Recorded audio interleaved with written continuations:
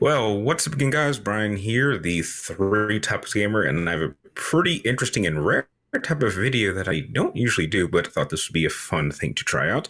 I'm here doing a little bit of a co-op podcast with Mr. Jakejames Lugo, who runs a pretty awesome channel that I actually really enjoy watching. So, uh, thanks for having me, Jake. How's your day going? I'm doing good, man. Like the time we're recording this, it's Mother's Day, so it's pretty chill over here. I already took my mom's out, so I already got, that quota out the way, so I get to do whatever I want on Mother's Day, so I'm all good.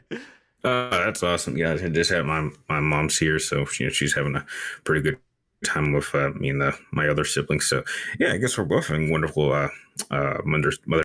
So just to let everyone know, we're going to be actually talking about some pretty interesting topics. Apparently, there's been a lot of controversy going on in the big time gaming community, and we're just going to bounce off ideas and see where that takes us. So, Jake, are you ready to go? Yeah, I'm ready. Yeah.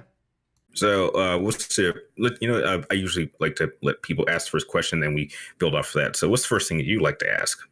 Well, I mean, I don't know what to ask. I mean, it's your thing. Feel free to ask Uh, me away because I'm a little lost. okay. Well, I'm not okay. Well, I've been hearing a lot about these bigger time gamers, and they've had these controversies.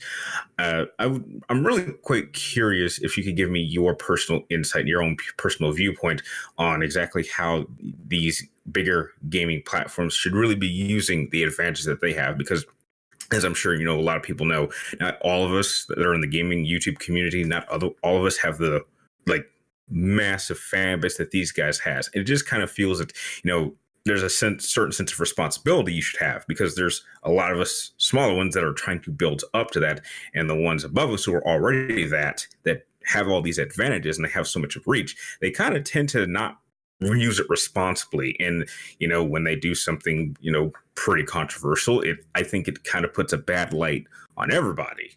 That's just my personal viewpoint. What do you think? I could agree to a point. I think what the real issue is that a lot of the larger channels, and I say larger creators, really, that's really the best term to use. It's not just gaming channels, but all types of creators on like YouTube, Twitch, etc., and just social media in general. A lot of them tend to get very comfortable, and they feel comfortable getting away and doing things, to kind of like push the envelope as far as getting over on other people. That's not everybody, but it's a large fraction of a lot of big creators out there that you see. Again, a lot of this stuff is playing out in the public eye as of more recently when we're recording this over the last like 2 to 3 weeks. I mean, we saw what happened with Pro Jared not too long ago with the whole, cheating slash like underage, like solicited photos type of thing. We saw what was going on with Etika, from Desmond, where he was just basically wilding out on social media and doing all these different things. These are people with millions, if not thousands upon thousands of followers, of people that just follow their content, which is cool and that's great. Some of them make great content, but really the people behind them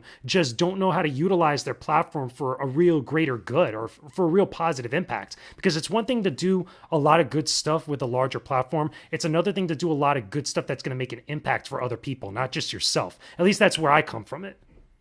That makes absolutely perfect sense. I kind of, I would even take it a step further and say that if you're someone who actually has a big platform like that, I would even say that there's a way that you could bring a positive light, because I know that even though, people have, over decades have had problems with gaming, I think there's a really, really wonderful opportunity to actually put a positive light on that, because gaming, even to this day, has been getting a bad rap, saying that it's the cause of all these problems.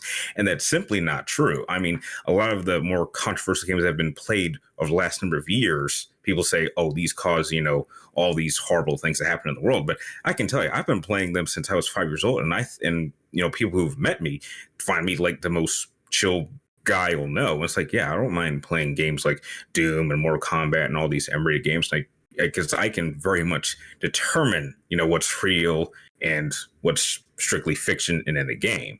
And I think if you have that kind of platform, I think not only do you make sure you have a responsibility to have a positive light on that, I think you have a responsibility to kind of do a little bit more, extra more, like maybe some community work, or maybe put some light on other people that are in your community that are also kind of working the same thing. Because I think working together in a collective sense is much more rewarding than simply building yourself up by oneself. But that's just how I feel. What about you? Well, here's the thing about that. I agree with that to a point. And the reason Okay. being is because, not just, and again, I'm kind of broadening this a little bit because I think it's relatable, not just, to the YouTube scene or the Twitch scene or the content creator scene, but even just celebrity in general, because a lot of these people end up becoming celebrities in their own right. Again, they got millions of people sometimes that are following them. That's just like any other Hollywood or music industry celebrity that's out there, albeit not as much influence and stuff. The thing is that once you reach that certain level of status or reach a level of status where you have a lot of people that are just rolling with you, that are fans of you,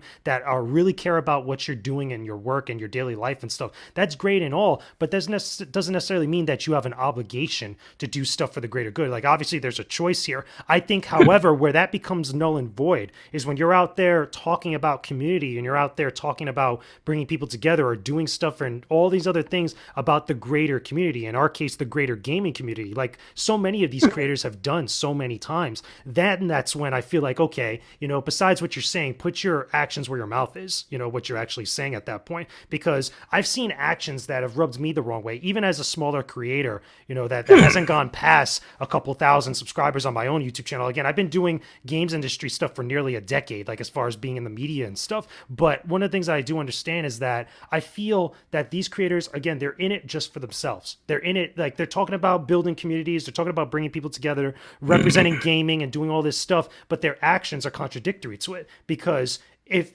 perfect example, again, I saw this recently, donating to charity. I think there's nothing wrong with donating to charity. I think that's a great thing. I think that sometimes a lot of these organizations need resources like money in order to function well, in order to do greater good and stuff. But I see a lot of these influencers that get these like, again, huge followings where they're able to generate these resources like that, but they're donating to charities when something happens. Like they're donating to charities when something bad goes wrong with them. Like when all these other things that happen, it's like a reason to ask for forgiveness towards people, towards their audience, as opposed to just doing it for the right cause. And I find that to be very annoying and very kind of distasteful in a lot of instances. Because again, recent events included, I've seen people just donate to charities, saying like, oh, this is a bad thing. This is stuff that's happened that's bad, but I'm going to donate like $5 or $10 or maybe $15,000 to some of these other charities in order to make a statement. Well, it's like, okay, what statement are you really making? Are you making a statement to remove yourself from the situation? Are you making a statement to actually make yourself look good so people don't bring that, that wave of like, animosity towards you? Like what is really the purpose and the agenda here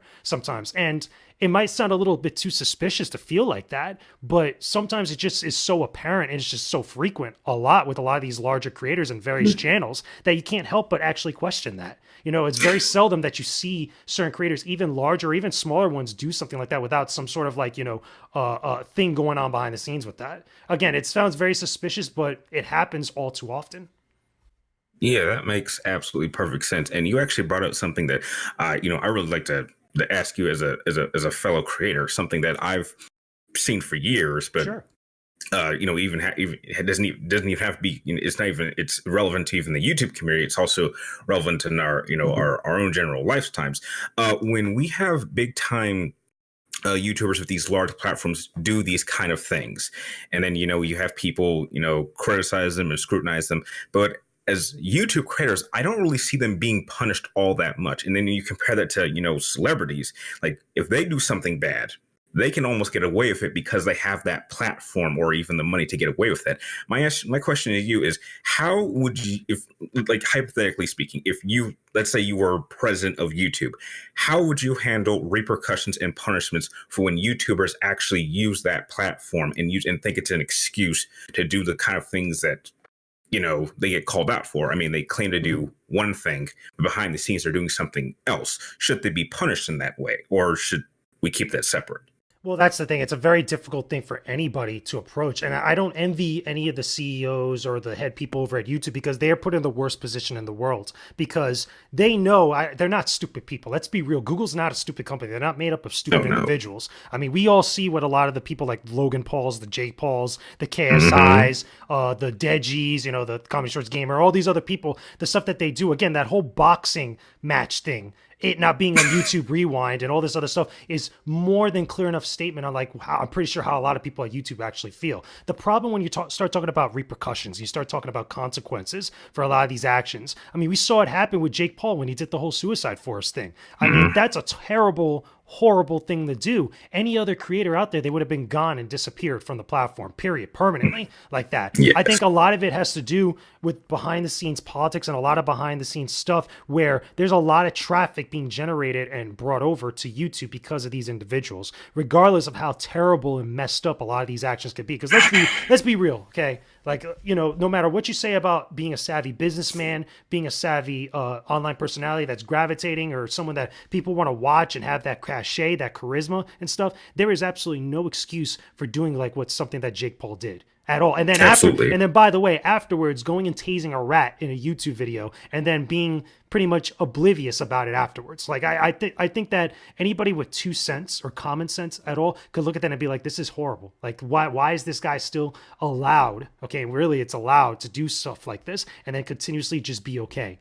A lot of it has to do with the followings and a lot of the companies and the platforms not wanting to lose that number of people because they care so much about this individual. And also the possibility of down the line maintaining that audience and having it grow over time. I think that if I was them, I would take the hit because if I'm Google, I'm a big enough company. I think I could recover and actually make a statement that would set an example. The problem is that nobody wants to do that because they want things to keep going and growing as they are, as opposed to actually doing and taking the hit now in order to make something greater later on. And I think that's not just with YouTube. I think a lot of other companies do that. You could say the same thing about a lot of other celebrities, especially in the music industry. Look at Bad Baby. Who the hell cares about Bad Baby in actuality?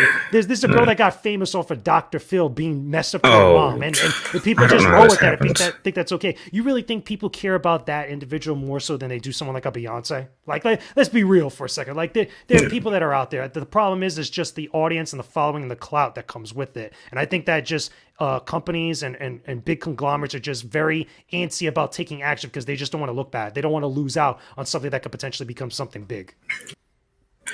That you bring up a lot of points. And yes, I absolutely agree. The way I view that is they're not promoted. People like that, they don't get promoted because they're talented or good. I think they get that kind of attention because that's kind of like people like controversy. And I think it's very, very wrong. It's like this person has absolutely no talent. The most unlikable person, and yet they're being rewarded and they're giving all these opportunities. And that kind of stuff just really upsets me, other than people that actually work hard. They actually have talent and they actually like to use their talent to do something good.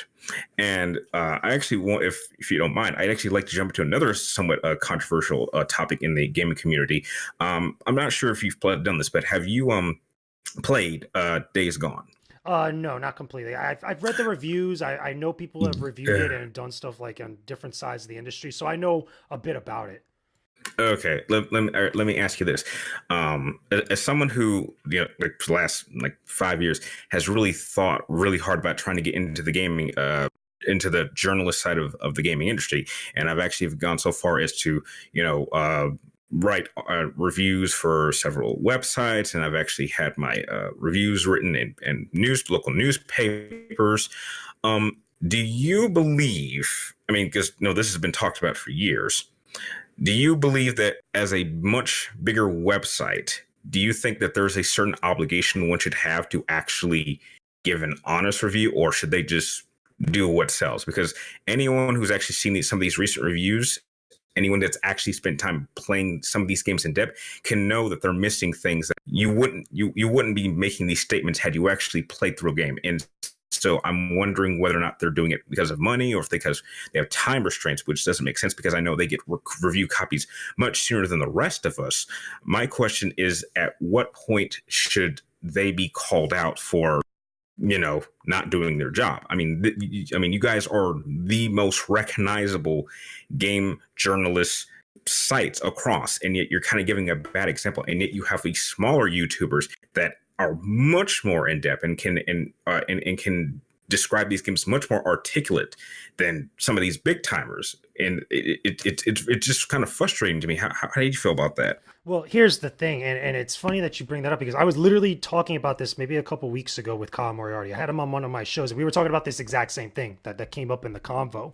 And the problem with this is that it's a lot of these emotions, a lot of the way that people feel, especially about the larger websites, as someone who has written for a larger website. Again, I have reviews on IGN, and I've done stuff with other websites before over the last 7 years. The problem is there's a a lot of misconception and absent-minded people trying to get into a nuanced conversation about reviews specifically, and just about content in general when it comes from the larger websites, and when you start talking about old media, which is traditional gaming media, gaming journalists, with new media, which is like the content creators, the new age reviewers that are on YouTube and Twitch and stuff. The problem is, though, is that the wrong people are being given the actual microphone. They're being given the actual stereophone, and actually being able to utilize the platform in their platforms, not just content creators, but even like larger websites, in the worst way possible. Because people aren't stupid where they could tell where somebody's coming from a genuine place when they're actually reviewing a game, or even just putting out an editorial, an op-ed, or any of these types of stuff.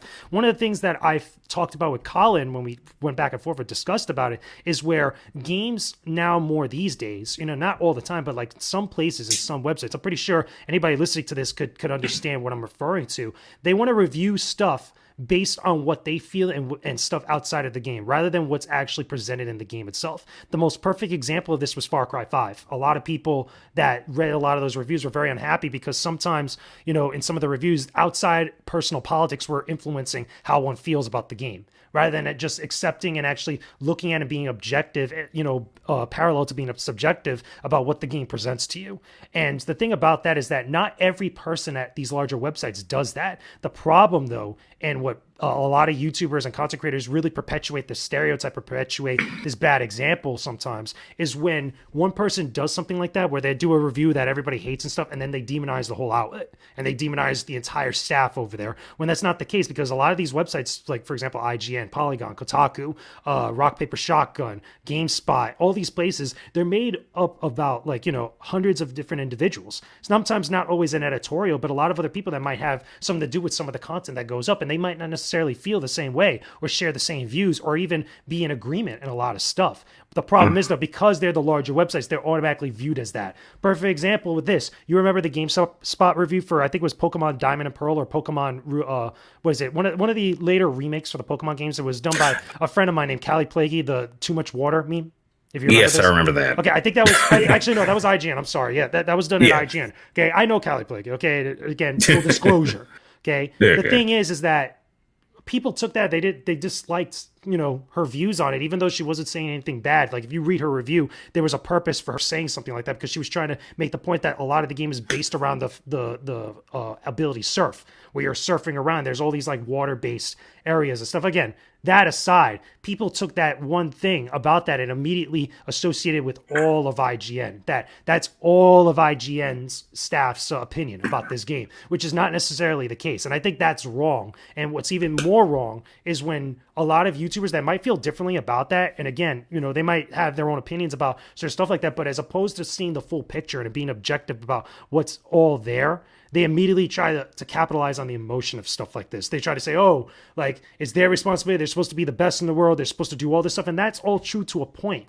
But at the same time, that doesn't mean that when something is different or is, not the same as how you feel or how you actually view things, that doesn't automatically make it the bad guy. That doesn't automatically make it evil. That doesn't automatically make it wrong in this case. And again, that could be applied to both sides of the equation. I think that it's such a nuanced issue, but people just don't want to get into that. They want it either one way or the other. They want it very black or white, or 1 or 0, like that. And that's what really sucks, because then you can't really get into conversations like that and really have an honest, genuine, deep dive into it. Yeah, that makes absolutely very much perfect sense. I mean, as much as there may be.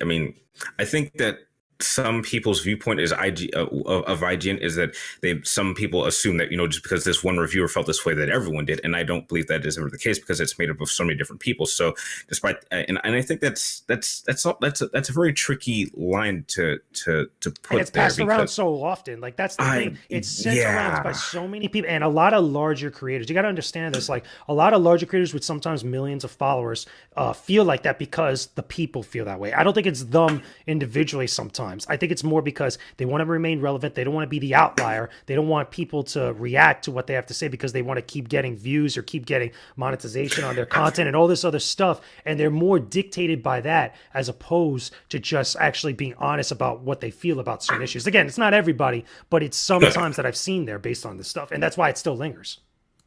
Okay. And I want to ask you one more question, because I think for YouTubers like us that I mean, you're definitely much more you definitely have a lot more experience in the actual gaming journalist side of things than I am.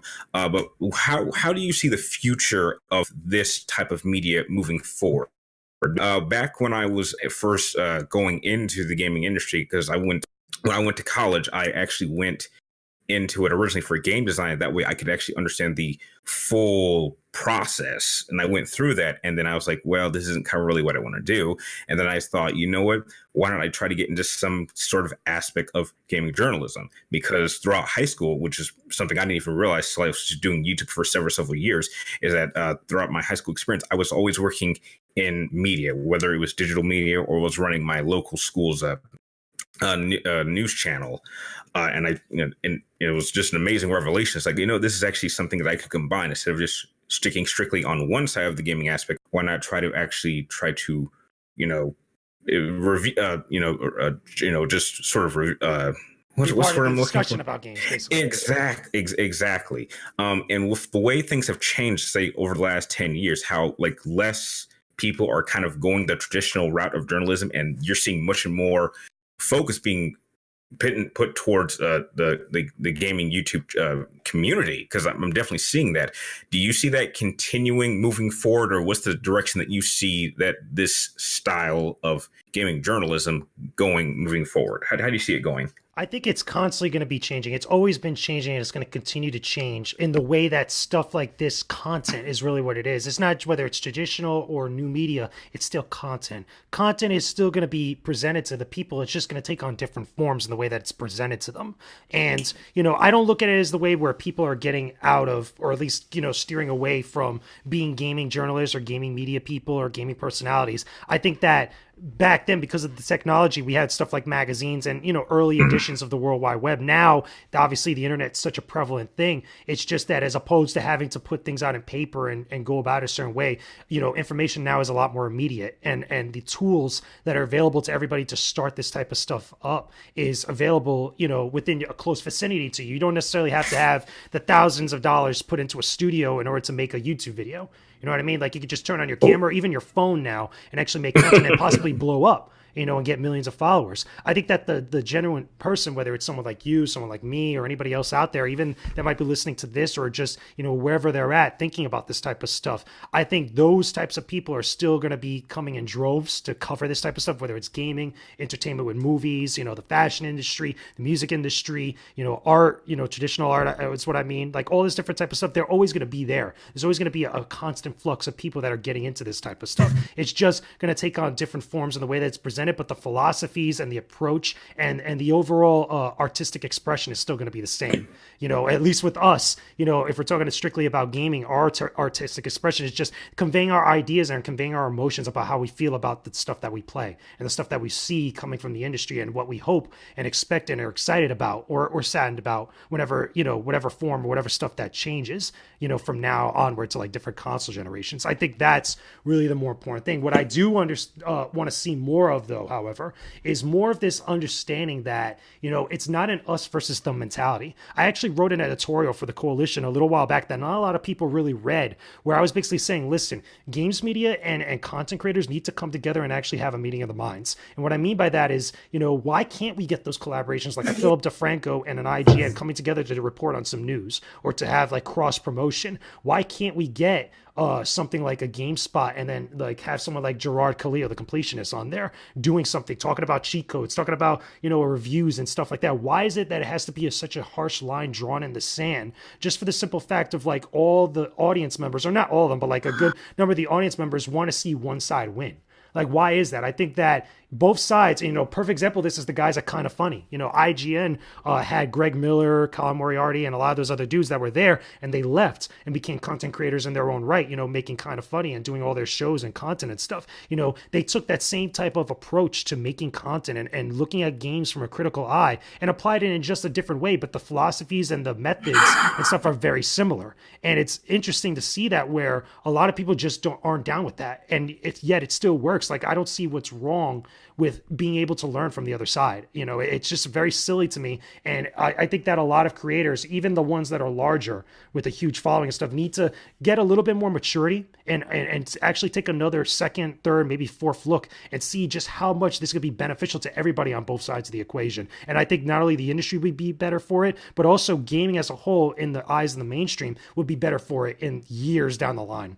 That is exactly what we need moving forward because because I'll be honest. Like every like I'm I mean I'm 28 now, but I'm kind of sick and tired of even after all of these amazing revolutions and all these improvements and just how much gaming has evolved even over the past 20 years. I mean, I don't think. I mean, I'll even say the type of storytelling that we have now in general is something I don't think any of us could have imagined, say, 20, 30 years ago. And I don't even think anyone who isn't a gamer would have respected or would even believe it. But that is the world we are living in.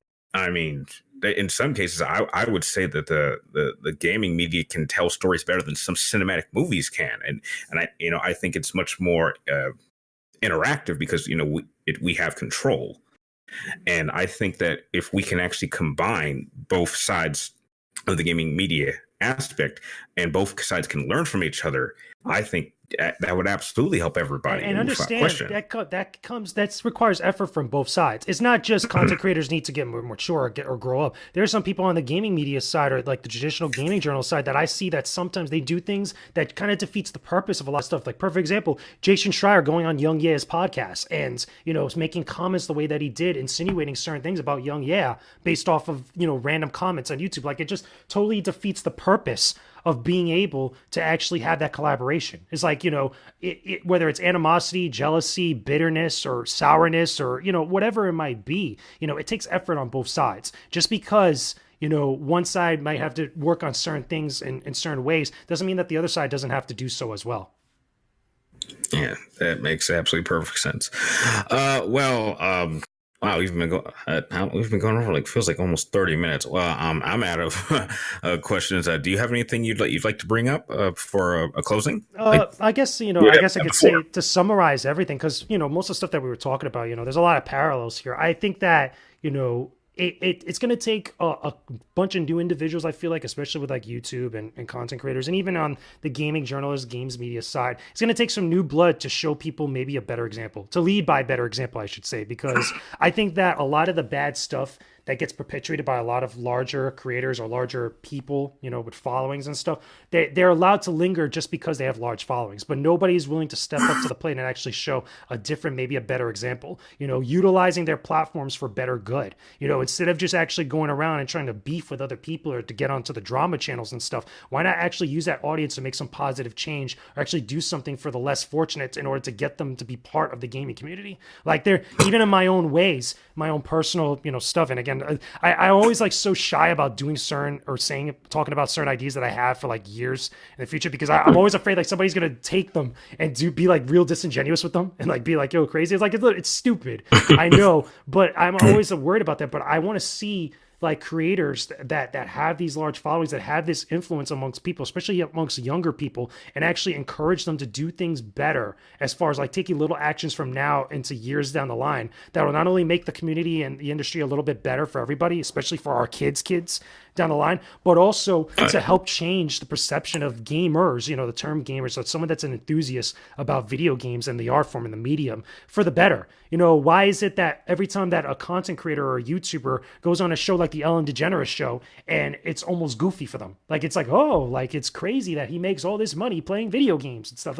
Like it's stupid to me. Why is it that we can't just have a person that goes on there and be like, hey, I care about these really big issues and I care about these, crazy things that are happening in our world, but through my love through gaming and a lot of the people that I've connected with, I want to be able to actually help this cause and actually change the conversation about that. We've yet to really have that because all the time now these days over the last 5 to 10 years, it's always been about someone like a Ninja, someone like a PewDiePie, someone like a Jake Paul being tangential or associated with video games and constantly getting into stupid stuff. And I want to see it stop, put a stop to that. It's going to take new blood to do that. I absolutely believe it. I think someone like that is coming. We just haven't discovered them yet, or maybe they haven't discovered themselves yet. But I think that people like that are definitely out there. I think they just need the right opportunity to actually show that they are more than the past generation of people that have gotten to that level of popularity, but have made these stupid decisions, and that sort of makes everyone look down on it and on all of us in general, which I think is very unfortunate. Yeah. Yeah. Okay, well, that'll put an end to this podcast. I first want to say thank you, Jakejames, Lugo. This was actually fun to do, and I hope we get Thank to you. do it more often. For everyone that is watching this on my channel, please subscribe to his channel. I'm going to leave his link immediately at the top section of the discussion bar, and also don't forget to also press that like button so you can keep track of me and all my future projects. And Jake, do you want me to leave your social media info in the description down below as well? Is that okay? Yeah, sure. Again, I'll say it anyway here for anybody that's listening. Like, you can follow me on Twitter at JakeJamesLugo. I actually recently changed the handle to just my name, Jake James Lugo, so it could be a little bit easier to find me. I'm also on Instagram at Gamers with Gains on Instagram, or Instagram.com/Gamers with Gains. I'm on Twitch. I stream almost every weekday on Twitch at twitch.tv/Gamers with Gains. And I have a Patreon, patreon.com/JakeJamesLugo, where I put a bunch of exclusive content. I try to keep it cheap for everybody there, try to see if I could give as much content as I can for like the lowest tier and stuff. But check it out, show some love. Feel free to ask me questions or send me comments and stuff all over social media. I'm always around. I always respond to people. I always love being part of the conversation. All right, that sounds great. So, with that said, I want to thank everybody that hopefully enjoyed this podcast, and hopefully we will both catch you later. See ya.